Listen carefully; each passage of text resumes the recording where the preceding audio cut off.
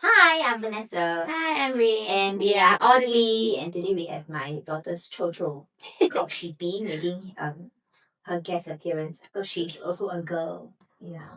This is my daughter's baby. I'm a grandmother. Oh my god. Okay, today we're not going to talk so much about organizing. We're going to talk more about parenthood, motherhood, especially for us. And what seems like a never-ending mess that we have to clean up, right? The mental load that comes behind that. More like, I mean, mess is not just physical, right? It's a lot mental also. Yeah. So I'm curious, like, how was it like as a kid for you? Maybe it's about physical mess first. I think you're very organized as a kid. I was pretty organized, but that doesn't mean that my room was always neat as well. I mean, when we were studying, I guess sometimes we also felt very busy, like we also had to play, right? So sometimes our rooms just like become a great big mess. But I would try and like do a reset every year at least before Chinese New Year because people would come to my mom's house. And was that like, did your mom let you, then you would clean up the whole your room? You know what? I can't remember.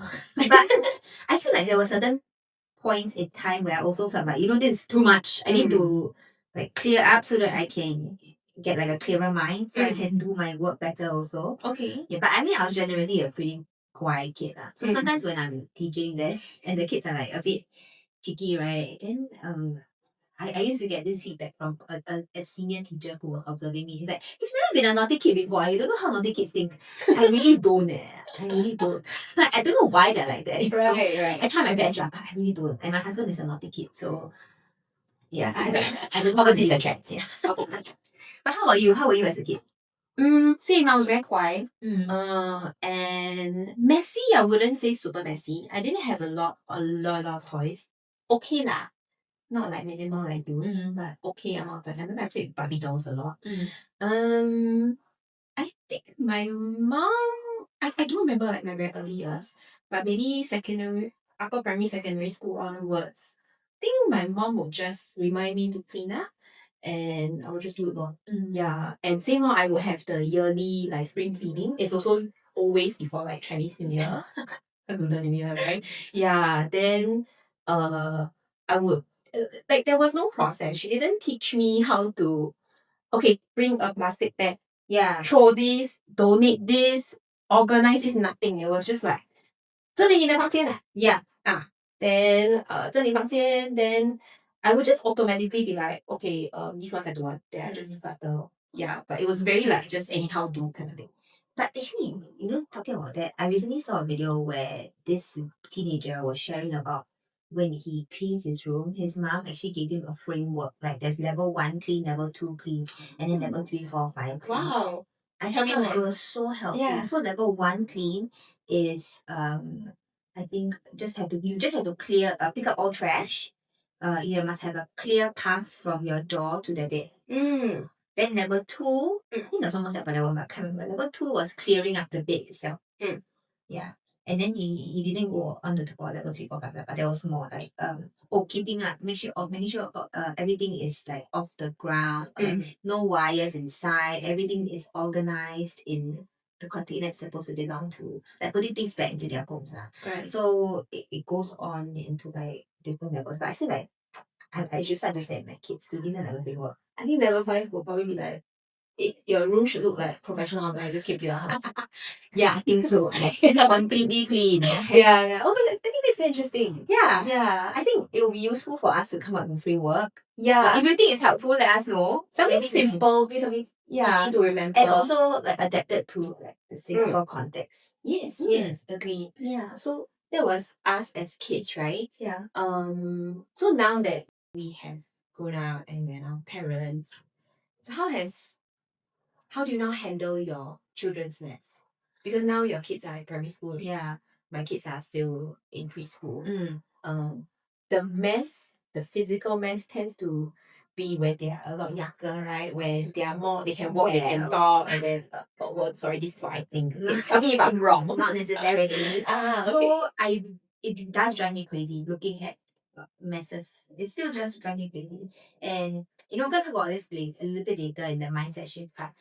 But it's a lot of unlearning what we have been culturally taught, and you know, I mean, I'm not blaming my mom or like our parents, but it's just what was taught to them also, and then it just passes down generationally, right? But it used to be that, if you make a mess, you get yelling or like wood one time, hanging, or just punishment in a certain sense. Or like you actually make a mess, the same thing. I told you right, don't do this right. You see lah, you see lah. 跟你讲了. My mom spoke English, because Mandarin speaking, right? Yeah, I told you right, don't do that. You see lah. You see lah. The typical Singaporean parent, right? So I try my best really not to do that with my kids. But it's so hard to stop myself sometimes. I'll be like, okay, you pick up now. Yeah, but even at this age, they still make messes sometimes. My son especially. My daughter not so much. My daughter actually, she's very good with keeping her things. I don't know how. But Because she's your daughter. that's it. That's just it. So she had like a very extensive Sylvanian family collection. If you know what that is, it's like it was my dream when I was young. I was like, oh, how I wish I could have a Sylvanian family set. I would love it so much. And then now I just like fulfill my dreams through her. I just keep buying for her. And they come in separate sets. So you have like a popcorn cart, like popcorn tricycle, ice cream shop, then you have like bakery, bedroom. So I got like mesh bags for her.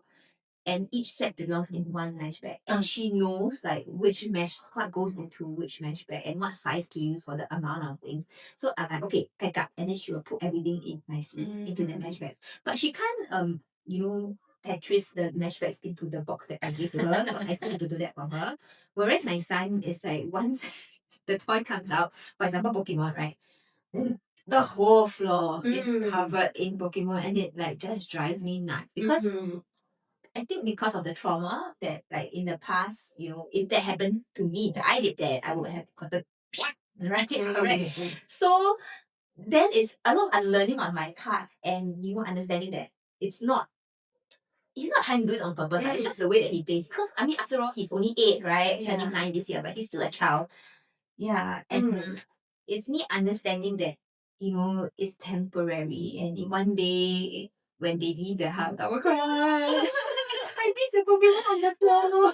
Yeah, I love that. I think that's a very nice reminder for all of us, to not take it personally. I guess, like you said, they're not doing it on purpose. They're just being themselves. So I think this is very similar to, say, like just parenting in general. Like, how do you handle them when they have tantrums, right? They are not throwing a tantrum because they're being naughty or like manipulative, but they're not trying to like twist their way into getting something. Yeah, they are not being naughty per se. They are still growing and then learning. So as parents, we have been the recipients of like not so gentle parenting, right? Yeah. But that's because our parents only knew that much. Yeah, exactly. And so the way our parents parented us is as such. But now that we have all this information, then we can choose what we want to do with the information that we learn, right? So it's really being very conscious and mindful about how we then present ourselves or guide our children in such situations, right? So my kids are pretty much exactly the same. My daughter is very neat and tidy. My son is also the kind who will just pour everything.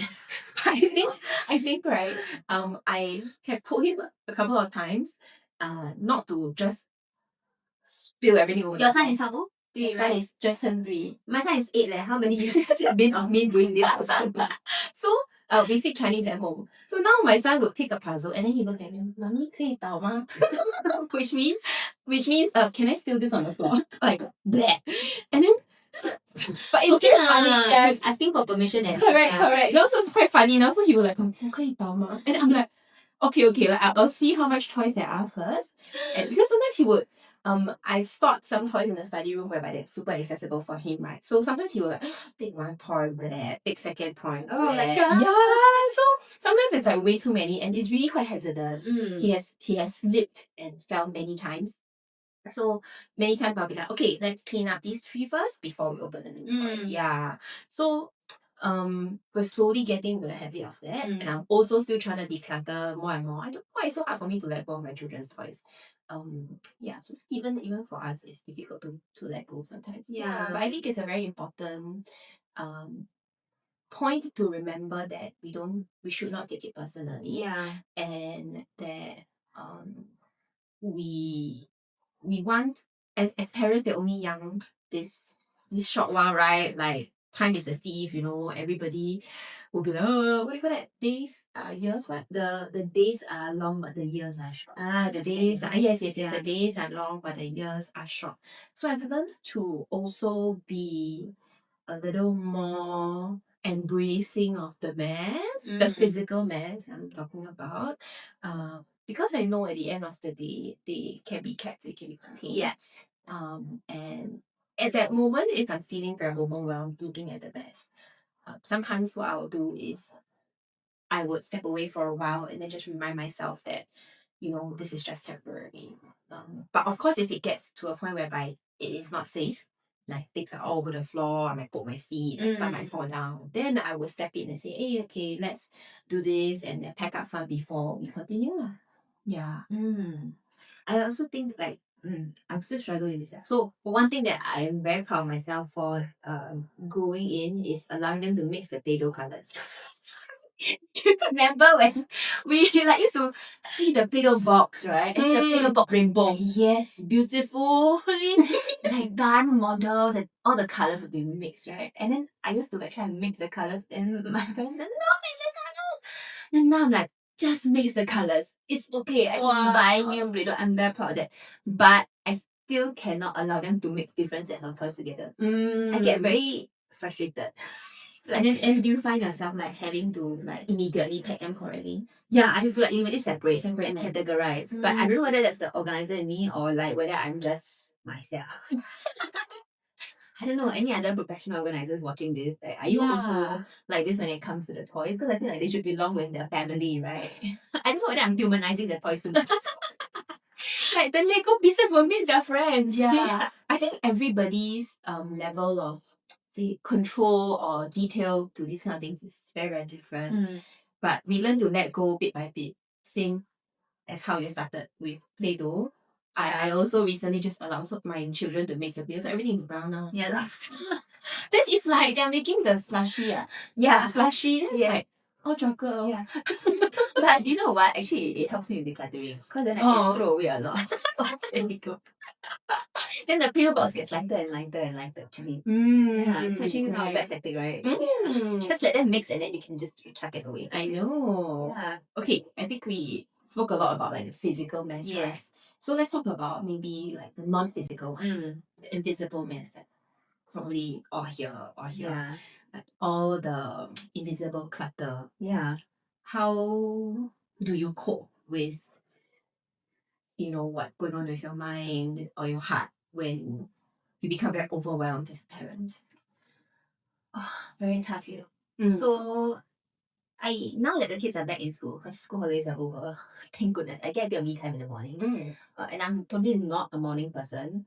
So after I send them to school, most of the time I need to take a nap. Because I'm like just really bad at mornings. And then at night, I'm just so awake. My husband knows this also. And like just last night, I was supposed to sleep at like 10:30, 11, but then I was like, I'm a yapper. So I like yapping to him until like he was snoring already. And I was like, I have something to say. I need to say something. And more, what should I do? Then I just fell asleep eventually. But I think for me, getting a lot of rest helps me in like making sure that I am a calm parent. Because I think when I'm tired, that's the number one time that I start to flare up. Number two is when I'm feeling overwhelmed. When I feel like I've got a lot on my plate that I can't catch up with. And then that's when also I start to get very upset with my kids. So actually my friend was telling me that like she wants to, because I saw her phone screen the other day and she had like 90 over unread messages. Then I was like, how do you live like this? I cannot. Then she was like, how do I get rid of this like digital clutter? I think the first thing that I always do is to unsubscribe from emails that I them just jump to me now, right? Yeah. Maybe I used to need them, but now I don't need them anymore. So I make sure that I unsubscribe from them. And I try and really clear every single email or message that comes in as they come along. So I don't let them build up. I will only mark things as unread if they're like I need to follow up with them. Like there's work to do or I need to reply to this person. So I'll read and then I will mark and unread again. How about you? Anything that you do? Pretty much similar. I think rest same is very, very important. Because every time I'm tired, my face can't lie. My daughter will be like, Mommy, are you gone? So I'm like, I'm very tired. I don't want to smile. Oh. Then my black face is like maybe she thinks it's a bit scary because I'm not smiling. I think she thinks that everybody needs to be happy all the time. So I'm like, Ellie, but it's the fault of the fairy tales, and they live happily ever. Yeah, so I always remind her it's okay if mommy is tired and I don't want to smile. It's okay if I don't want to smile, Yeah, and then it's just for a while, just let me have my coffee or just let me be some space. Yeah, so having adequate sleep is very important. Otherwise, I will make sure that I get some workout in because I think sometimes when I don't work out, I get very sluggish. Yeah. And going for exercise helps the endorphins and makes me feel better. And as you were saying just now, I think like yapping, right? Yeah. Sometimes we just yap to each other. So I need to rant about something, like not about our work, like sometimes about just other things, personal stuff. Yeah. But the exercise bit also, like I used to not believe in exercise. I'm like, no need lah. What endorphins, no such thing. But now, so not only does it help the endorphins because it helps with the aches and the pains, and I realized that, for example, if I'm living with chronic pain, that's always something on my mind also, and then it affects my mood as well. So when I'm in pain, for example, like on the first day of my period, it's very bad. So sometimes it's not the hormonal stuff that gets to me, but it's the physical pain that makes me very uncomfortable. I need to lie down, but these kids are like on me right now. I need to lie down, and I get frustrated from that. So the exercise actually helps me to make sure that like everything is working in good order, and I'm not like hurt. So like at least your physical body is well, then all the remaining energy can be directed to manage the other things like. And your favorite hand massage? I never go already. I'm very quiet. Recently never go for much massage. But I should go soon. I think other than that is making sure that I have space in my life, and this means space in all aspects. In my calendar, in my mind, in my physical space. So it's like when I'm feeling very overwhelmed, I would like especially the last 2 weeks when we were handling a big project. I realized I really was lacking like space in terms of time because so much time was dedicated to the project. I wasn't sleeping well. So then in this recent 1 to 2 weeks, then I caught up on rest. I had pockets of I made sure I have pockets of doing nothing, which is I know something very hard for a lot of Singaporeans for listening to this. But I've slowly learned to be okay with doing nothing. And even though like some of my friends I may not have met up for a long time, I just don't want to meet up with anyone. I just want to be alone. Yeah, I think it's just like signs of aging. I used to be such a social creature, but now I'm like, oh, never mind, I just let you be alone, okay? Even now, when I want to plan for like short trips like to JB, I want to go alone. I don't want to go with anyone. Because sometimes I just want to do my hair in peace. I know. No, let my friend waiting there for me. Then I like feel very I think it's like after we become parents, then we realize actually alone time is so precious. Oh my god, like you don't have kids climbing all over you. Mommy, talking to you. So at night, like when you have peace and quiet, with or without my husband, I feel very happy, like just very zen and very relaxed and calm. So just making sure that I think like rest, exercise, and time to do what you enjoy doing or just doing nothing is will really help with like the physical, the emotional and the mental clutter, right? Even like and then you said the digital clutter also, just having less of this stimulus all around. Actually, it all sounds like very basic things. But I think it's our like cultural habits that have made us who we are today as a society. Like making it very hard for us to be okay with resting and not doing anything. Even like for example, when we go on holiday or the weekends, right? Sometimes we pack it to the brim, like we need to like for like make sure we do everything that we need to do. But sometimes it's okay to just not. Exactly. It's just the being okay with it that's a hard part. We should normalize rest and make sure that we don't tie our productivity to the things we do. No, tying our value to our productivity also. Yes, Yeah. correct. I mean, very rich coming from me doing a lot of things, but Yes, I try my best to rest. Okay, I have like we're all some learning. days off. Yeah. Yes. And make sure when you're off, you're really off, like really enjoying what you're doing, something you love doing. Yeah. I mean, just take your mind off like anything that stresses you out. Yeah, yeah, and I'm so grateful for you also because you're very understanding of my schedule. And how crazy it is. You're welcome. No problem. Always here. Yeah, because I think we all been on this like, even though we're business partners, right? Over the past coming to 4 years, the business has grown, but I think we have both like grown a lot as a person also. Yeah, Like what is now important to us is we're starting to have different values. Yeah, and we see that through the journey of what we go on, like you moving homes, you us investing in ourselves in like personal development courses and things like that, and even just how we want to move orderly forward also. I think it shows a lot in our personal growth, and we're very happy and we're very intentional about it. right. Yeah, and I'm also very grateful that we built a team that also buys into this and like, really appreciates that we want to do things this way. And we're just very grateful for that. Yeah, because I think in the job itself, this job itself has taught us so much. Yeah. Like, I really thought we were just gonna be like, just organize lah, right? Organize put things into organize boxes, add label, put sticker, buy plastic containers, add a label. I thought that was really all we were gonna do, but I really never knew that we were gonna learn so much from it about all the invisible clutter, all the parts of letting go and learning more. And even today, I'm still learning a lot from you. Yeah, like from not just the things that you like tell me about invisible clutter, but also the things that you've done in your life, like the changes you've made, and like so inspiring to see. Really, Thank you. It is very easy. I just realized also it's very easy for me to slip back into my own habits. Yeah. Because those have been with me since I was a child. Yeah, 30 over years, right? So it is, doing and this. also in my name lah. Yeah, unfortunately, because the 师傅, the 算命师傅, the fortune teller, Yeah, but yeah, we went to visit last year together. Said that my name is in Chinese represents fire, right? Is it? No, 9 suns. 9 suns, a lot of in suns, the sky, so very hot, and is named after a warrior. Yeah. So and then my dad very like cordially just said, yeah, I named you that after that guy because I wanted a son, but you came out a girl, so I named you after a warrior. I'm like, a bit traumatic also, right? yeah, but anyway, then because of that, I think I've been quite a hustler my whole life. Okay.